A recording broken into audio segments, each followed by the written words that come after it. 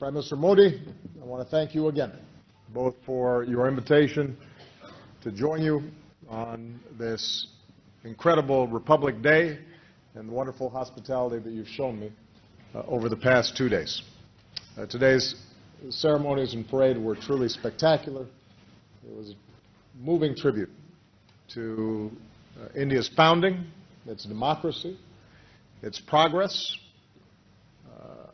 And after all those hours in the reviewing stand together, I figured that the Prime Minister might be tired of me by now, but what's another speech between friends?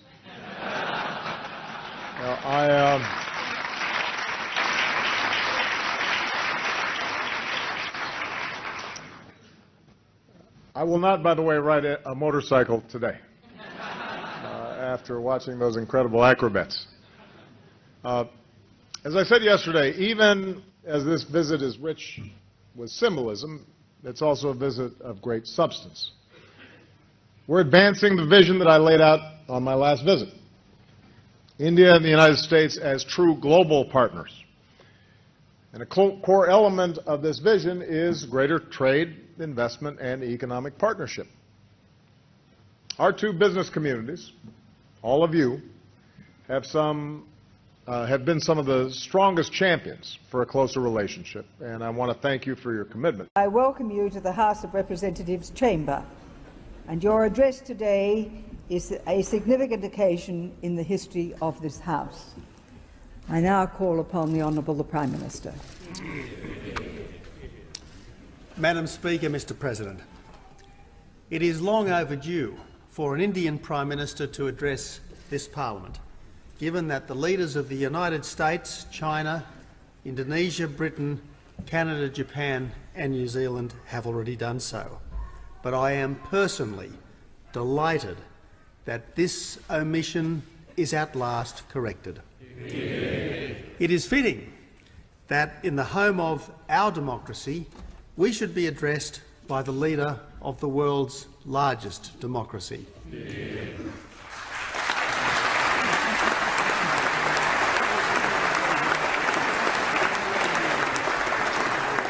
Madam Speaker, there is so much that we can learn from a Prime Minister who must try to reach some 830 million voters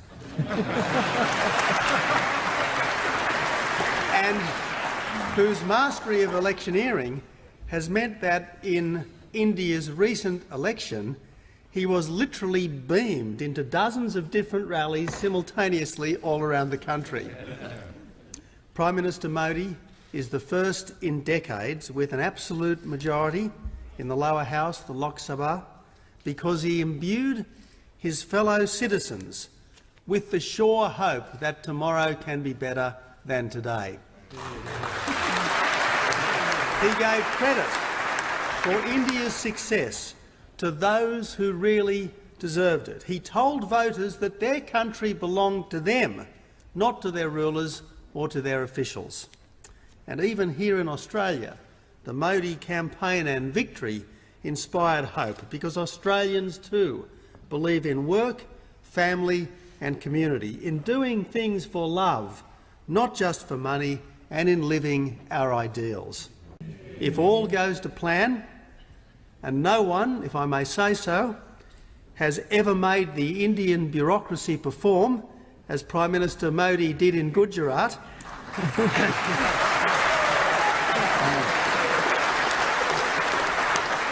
by the end of next year, we will have a free trade deal with what is potentially the world's largest market. And I want to make this declaration here in this Parliament. There are two can-do Prime Ministers in this chamber today, and we will make it happen. And if all goes to plan, Australia will export uranium to India, under suitable safeguards, of course, because cleaner energy is one of the most important contributions that Australia can make to the wider world. Now, Madam Speaker, geologists believe that somewhere between 130 and 300 million years ago, Australia and India actually shared the same landmass. We were, so to speak, joined at the geological hip. We cannot change continental drift, but we can ensure that we are closer friends and partners in the future than we have been in the recent past. I have never seen any leader as rapturously received in this country as Prime Minister Modi has been.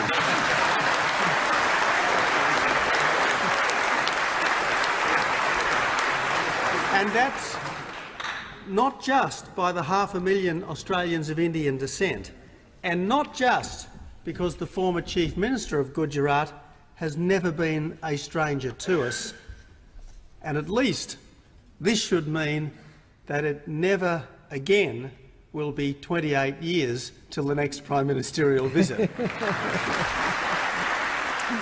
Madam Speaker, the cheering crowds sense that there is a natural affinity between Australia and India, a natural partnership for peace and prosperity, and they want us. They want both of us, they want all of us to make the most of it. And Prime Minister, under your leadership, Canadians feel closer to India than ever before.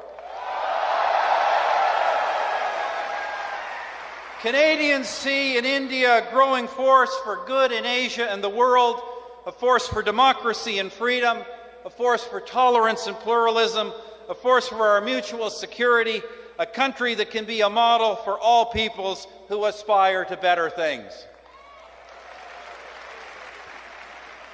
Now, friends, it is that same promise which was seized by a young boy many years ago, a young boy with humble roots and a devout spirit, who last year was freely elected to govern the largest democracy the world has ever known.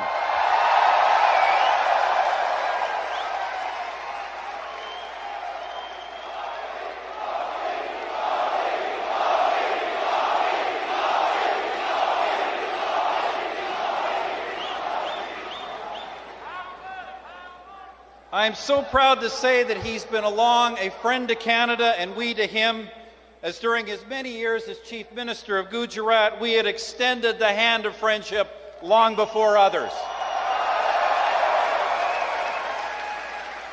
With that, friends, it is my great pleasure to introduce our main speaker.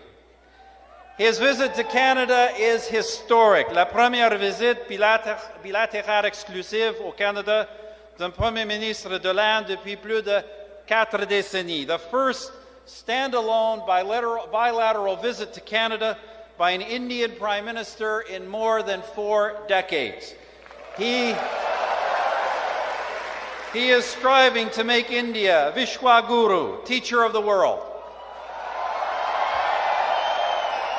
And his impact in India and around the world has been noticed and admired by many. We're also pleased he accepted our government's invitation, and I'm so pleased to have the opportunity to introduce him, the Honourable Prime Minister of India, Narendra Modi. And now, I'd like to welcome the man you've all been waiting for.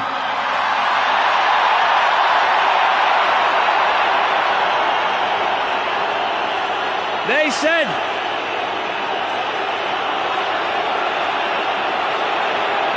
hold on.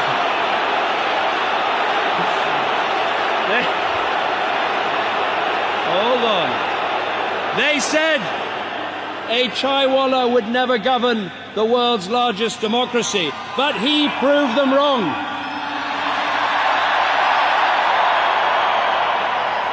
He rightly said, Ache din anawali hai. But with his energy, with his vision, with his ambition, I would go one further and say this: Ache din zarur ayega. Ladies and gentlemen, please join me in welcoming Prime Minister Narendra Modi.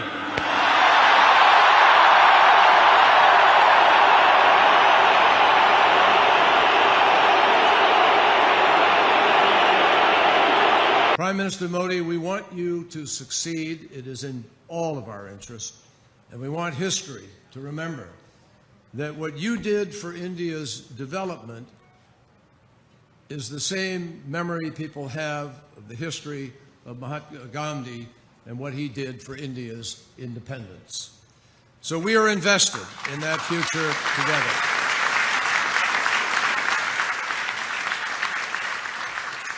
I don't think it's a coincidence at all, in fact I know it isn't, that Secretary Pritzker, Secretary Hagel, Deputy Secretary Burns, and I all went to India during your first 100 days in office.